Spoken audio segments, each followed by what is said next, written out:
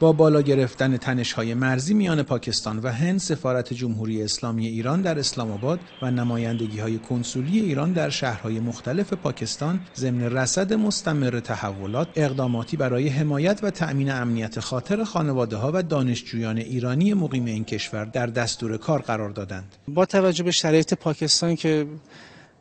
حالا با هند این مسئله از قبل داشته، حالا این تنش‌ها یه دوره قوی میشه، یه دوره ضعیف میشه،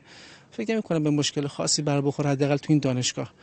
چون اگر هم حتی شرایط خیلی خاص بشه و دانشگاه بسته بشه مثل دوره کرونا، میتونن کلاس‌ها به صورت آنلاین برگزار بکنن و برنامه تحصیلی به قوت خودش باقی خواهد بود. سفیر جمهوری اسلامی ایران در پاکستان با تاکید بر آمادگی کامل دستگاه دیپلماسی ایران در این کشور اعلام کرد تمامی دانشجویان ایرانی تحت پوشش خدمات حمایتی سفارت قرار دارند و هماهنگی‌های لازم در صورت بروز هر گونه وضعیت اضطراری پیش بینی شده است. خانواده‌های دانشجویان، خانواده‌های ایرانی که در ایران هستند و نگران این وضع هستند، بهشون اطمینان بدم که بله یه تنشی هست، اتفاق میفته، نباید نگران باشن که این بحران یه بحران خیلی عمیقی میشه. ما داریم در نمایندگی ها در اینجا داریم رصد میکنیم،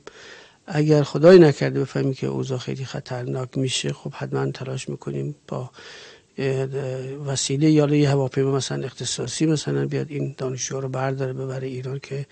خطری برای دانشجوها نیاد. سفارت و سایر نمایندگی‌های کنسولی جمهوری اسلامی ایران در پاکستان اطمینان خاطر دادند تا در صورت تجدید بحران بین هند و پاکستان تمام خدمات لازم را برای تأمین امنیت شهروندان ایرانی و به خصوص دانشجویان ارائه نمایند. مجید هاشمی، خبرگزاری صدا و سیما، اسلام آباد.